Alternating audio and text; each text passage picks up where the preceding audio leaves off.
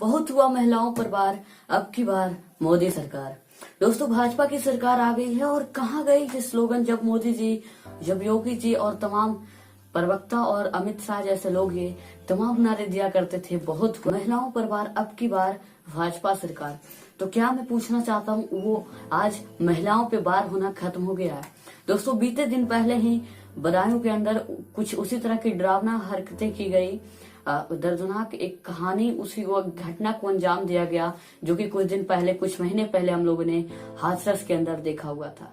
हाथरस के अंदर जब ये केस हुआ तो हम लोगों ने सोची, जिस तरह से योगी सरकार को लताड़ लगाई थी सीबीआई ने, इलाहाबाद हाई कोर्ट ने, तो हम लोगों ने ये सोचा था कि अब ये एक लेसन मिली है योगी सरकार को और वो इस चीज से सीखें और वो इस घटना को हम आगे कभी नहीं देखेंगे और ऐसा कभी भी फ्यूचर में नहीं देखने को मिलेगा। लेकिन दोस्तों, योगी सरकार शायद इस चीज से संभलती नहीं है और सीखती नहीं है, क्योंकि उन्हें अपना रामराज लाना है, जो कि यहाँ पे देख रहे हो आप। तो क्या वो रामराज आ गया दोस्तों? आज कुछ दिन पहले ही हाथरस के बाद बदायूं जैसा एक दर्दनाक मामला आता है, जहाँ पे एक 50 साल की महिला के साथ जो दरिंदगी की जाती है, वो काफी शर्मनाक बात है। और लोग क्यों ऐसे ह्यूमैनिटी को, इंसानियत को भूल जाते हैं दोस्तों। जिस तरह से उस पुजारी ने उस महिला के साथ जो किया, आपको कहानी पता ही होगा दोस्तों। अगर नहीं तो आपको मैं बता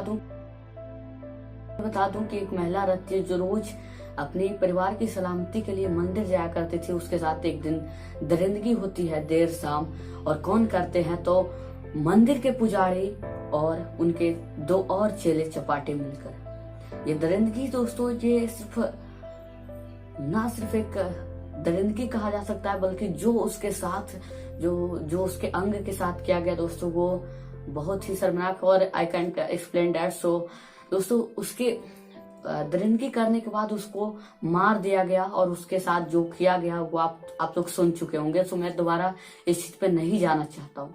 लेकिन दोस्तों, उन दरिंदों का, उन राक्षसों का अगर छोड़ भी दिया जाए तो जो यूपी पुलिस ने किया उस परिवार के साथ, उस महिला के साथ, वो भी एक अपराध है दोस्तों, और वो कभी भी माफ नहीं किया जा सकता है दोस्तों।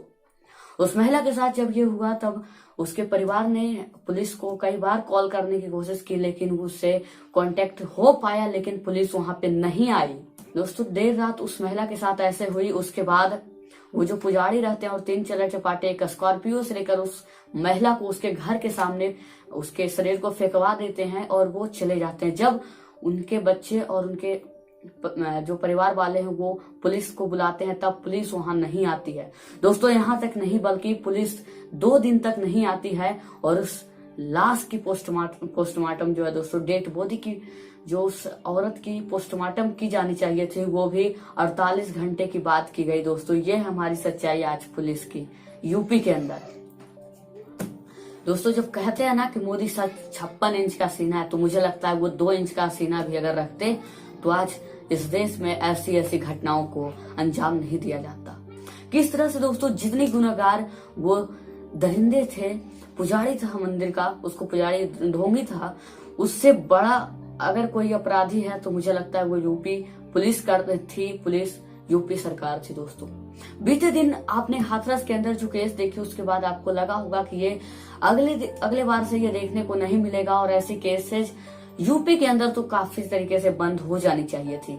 जिस तरह से उन्होंने सीबीआई ने प्रूफ किया गया कि वो रेप हुआ था, और जिस तरह से मीडिया की तो क्या ही बोले, मीडिया ने जिस तरह से उस परिवार को बदनाम किया और कहा कि ये परिवार झूठ बोलने के लिए अपोजिशन से पैसे लिए हैं, ये वो, और कई बार धमकाया भी गया दबंगों के द्वारा। खैर, उसे छोड़ दिया जाए, वो तो दबंगी है, इसीलिए करते ही हैं।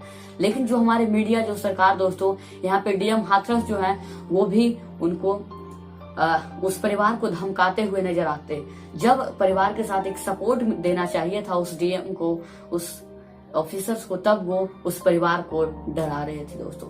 सिर्फ वहां ही नहीं, बल्कि दोस्तों एडीजी प्रशांत कुमार भी दोस्तों जो थे, वो भी यहाँ पे किस तरह से भद्दी बातों का प्रयोग कर रहे थे और ये तमाम चीजें से बताने की कोशिश कर रहे थे कि ऐसा कुछ हुआ ही नहीं है।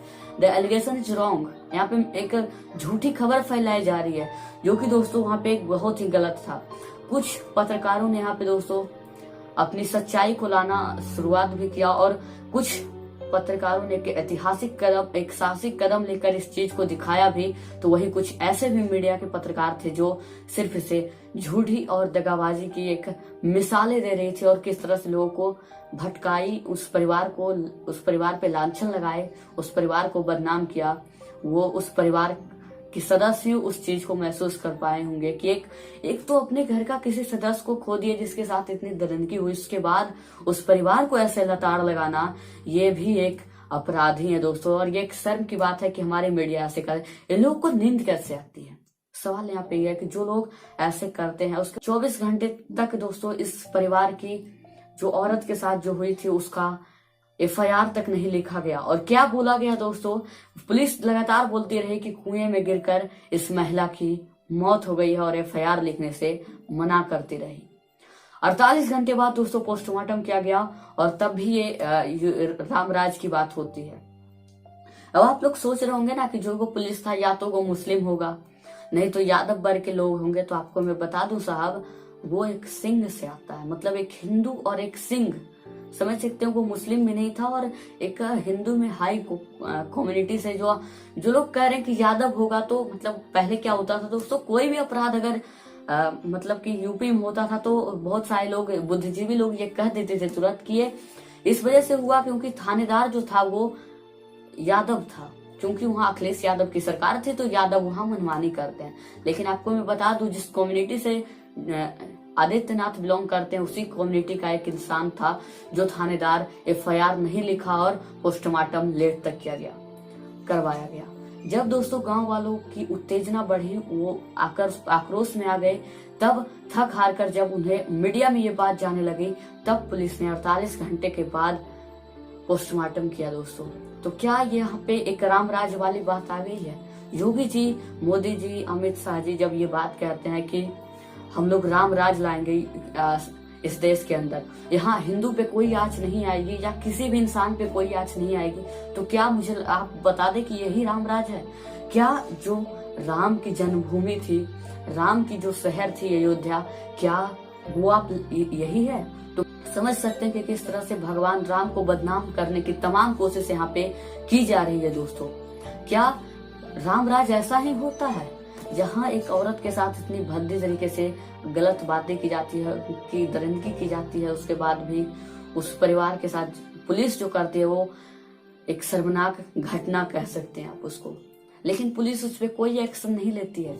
मैं इस बात से बिल्कुल ताल्लुक रखता हूँ कि हर गली मोहल्ले चौराहे पे लड़कियों को सेफ या सुरक्षा पहुंचाना पुलिस की बस की बात नहीं की जा सकती, क्योंकि यहाँ बहुत सारे पॉपुलेशन है, बहुत सारे शहर है। तो मैं इस बात से वाकिफ रखता हूँ कि आप लोग सुरक्षा उतनी तरीके से नहीं दे सकते, लेकिन जब उस परिवार के साथ आंच आती है तो आप क्यों नहीं खड़ा होते हैं साहब? मैं ये पूछना चाहता हूँ। ये तमाम तरीके से दोस्तों भगवान राम की बदनाम करने की कोशिश जो है दोस्तों, भगवा रंग की बदनाम करने की कोशिश ये लोग ऐसे तरीके से करते हैं दोस्तों। आपको मैं बार बार इसीलिए कहता हूं कि हर पीला चीज सोना नहीं होता है और हर भगवा पहने इंसान योगी नहीं होता है। इसलिए मैं हर बार सचेत करता हूं आपको दोस्तों और कहता हूं, ज्यादा चंदन चोर का लक्षण होता है। इसलिए आप इन बातों से सतर्क रहे दोस्तों। और जिस तरह से बदायूं के अंदर जो हुआ वो मैं बता रहा हूँ कि मैं एक्सप्लेन नहीं कर सकता कि उसके साथ क्या क्या हुआ। सो मैं इसके लिए माफी चाहूंगा, क्योंकि मुझे हिम्मत नहीं है कि मैं उस शर्मनाक लम्हे को आपको बता सकूं, उस दर्दनाक घटना जो उसके साथ हुआ वो आपके साथ में शेयर करूं। आप लोग ऐसे भी और भी न्यूज में आप लोग देख चुके होंगे, लेकिन यहाँ पे जो लापरवाही वाला रवैया दोस्तों यूपी सरकार और यूपी प्रशासन निभा रही है वो कितनी शर्मनाक है, मैं आपको ये बताना चाहता था दोस्तों। ऐसी बात नहीं है दोस्तों कि यूपी सरकार एक अच्छा कदम नहीं उठा सकती है, लेकिन वो उठानी नहीं चाहती है, क्योंकि वो अंडर प्रेशर जो है दोस्तों वो एक पॉलिटिकल पार्टी के अंदर आते हैं, एक पॉलिटिकल लीडर के अंदर आते हैं दोस्तों। आप लोग कभी गौर करना, एक डीएम की गाड़ी को और एक विधायक की गाड़ी को आपको दो फर्क नजर आएगा दोस्तों। जो डीएम की गाड़ी होगा वो सीधा चलेगा, मतलब बिना कोई पुलिस फोर्स के। शायद अगर कहीं वो स्पेशल जगह पे जा रहे होंगे तो एक आध पुलिस रहेगी, लेकिन दोस्तों अगर आप किसी विधायक की गाड़ी को देखेंगे तो ऑलवेज वहां पे 4-5 पुलिस दोस्तों आपको उस गाड़ी के अंदर दिखेंगे और आगे भी पीछे भी गाड़ी रहेगी। यह है सच्चाई दोस्तों। जहाँ पे एक विधायक, एक लीडर जो है दोस्तों वो एक कॉन्ट्रैक्टर का काम करता है, मदारी का काम करता है, और आईएएस उसके अंदर जो डीएम है उसके जो उस लीडर के अंदर है वो एक बंदर की तरह आते हैं जिसे वो लीडर आसानी से नचाता रहता है दोस्तों। एक ऑफिसर गलती कर रहा है तो दोस्तों तो वहां पे उसको सस्पेंड किया जाएगा, या फिर वो सही भी कर रहा है, सरकार के अगर खिलाफ कुछ बोल रहा है तो उसे सस्पेंड कर दिया जाता है। लेकिन जब ऐसे तमाम नेता गलती करते हैं तो क्यों उनको कुछ नहीं किया जाता है, उनके ऊपर किसी भी सस्पेंशन ऑर्डर क्यों नहीं, कोई भी पनिशमेंट क्यों नहीं दी जाती है, मैं ये पूछना चाहता हूँ दोस्तों। लोग जिसे पसंद करके लाते हैं दोस्तों, और जो आईएएस एक पढ़ लिख कर आता है उसको किस तरह से वो लीडर्स में चाहते हैं ये आपको देखना पड़ेगा। ऐसी बात नहीं है कि डीएम के अंदर दिल नहीं होता है, प्रशासन गलत करना चाहती है, लेकिन वो अंडर प्रेशर हो जाते हैं कुछ पॉलिटिकल लीडर के, कुछ पॉलिटिकल पार्टी के ऊपर। इसलिए मैं बार बार कहता हूं दोस्तों कि जर्नलिज्म को इंडिपेंडेंट होना और एक पुलिस को इंडिपेंडेंट होना बहुत जरूरी है। प्रशासन को दोस्तों सरकार से हटा दिया जाए, मतलब कि जो पॉलिटिकल लीडर हैं उनके अंडर प्रशासन को ना दिया जाए, प्रशासन को एक ऑफिसर की तरह इंडिपेंडेंटली काम करने की पूरी इजाजत दी जाए दोस्तों। और किसी भी पॉलिटिकल पार्टी के अंदर इनकी जो प्रशासन है वो नहीं आनी चाहिए, क्योंकि जब तक वो पॉलिटिकल पार्टी के अंदर आएंगे, पॉलिटिकल लीडर के अंदर आएंगे, तब तक ये पॉसिबल नहीं है कि सभी लोग को एक समान वाली नजरों से देखा जाए। तो क्या यही वो देश है जिसकी कल्पना बाबा साहेब अम्बेडकर ने की थी, वीर भगत सिंह ने की थी, स्वामी सहजानंद और विवेकानंद ने की थी? मुझे ये बता दे, क्या यही रामराज है जो योगी जी लाना चाहते थे? दोस्तों मुझे लगा था कि अब यह सभी को, कोई भी ऐसा इंसान नहीं होगा जो चाहेगा कि हाथरस जैसी, बदायूं जैसी घटना फिर से दोबारा हो, लेकिन ये हुई दोस्तों। कब तक दोस्तों योगी सरकार के अंदर यूपी में इस तरह की घटनाओं को अंजाम दिया जाएगा? आज यूपी की सरकार और यूपी की प्रशासन जो है लॉ एंड ऑर्डर के मामले में सबसे खराब माना जा रहा है पूरे देश के अंदर दोस्तों। तो क्या रामराज यही है दोस्तों?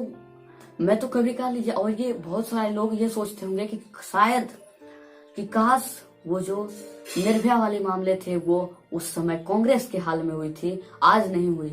समझिए कि अगर आज वो मामले होती तो किस तरह से उस परिवार को बदनाम किया जाता, इंसाफ की तो कोई किरणें ही नहीं मिलती उसको, उस लड़की को बदनाम किया जाता, और उसके परिवार के साथ जो किया जाता वो तो कहा ही नहीं जा सकता। जो इस मीडिया है दोस्तों, उस समय तमाम मीडिया उनके साथ खड़ा था, सरकारें खड़ी थी, और विपक्ष उनका तमाम तरीके से मुंहतोड़ जो है उनका विरोध कर रहे थे, उनकी लांछन लगा रहे थे। लेकिन आज जो हो रहा है दोस्तों, ना तो उनके साथ मीडिया आ रहा है, ना तो सरकारें आ रही है। कब तक ऐसे चलेगी दोस्तों? वो तो धन्य थी कि वो उस समय हुई थी, अगर आज वो होती तो उस परिवार के साथ क्या किया जाता आप बेहतर ही समझ सकते हैं दोस्तों। हर इंसान यही दुआ करता है कि ये दर्दनाक घटनाएं एक बार हो जाए, लेकिन फिर दोबारा कभी भी लौट कर ना हो, अगेन एंड अगेन वो नहीं रिपीट हो। लेकिन यूपी के अंदर ऐसा होता है दोस्तों। जरूरत है कि यहाँ पे प्रशासन को सुधारा जाए, यहाँ पे पॉलिटिकल लीडर के साथ एक सख्ती से उनसे पूछताछ की जाए कि ऐसा क्यों होता है दोस्तों। पुलिस जो लगातार ये कहती रहे कि कुएं में गिरकर मौत हुई है दोस्तों, हाथरस के अंदर भी यही कहा गया कि वो लड़की झूठ बोल रही है, ऐसा कुछ हुआ ही नहीं, एडीजी प्रशांत कुमार कह रहे थे। लेकिन सीबीआई जब जांच करने आई तो सारा पाला उल्टा पड़ा, और उन्होंने दूध का दूध और पानी का पानी करके दोस्तों सीबीआई ने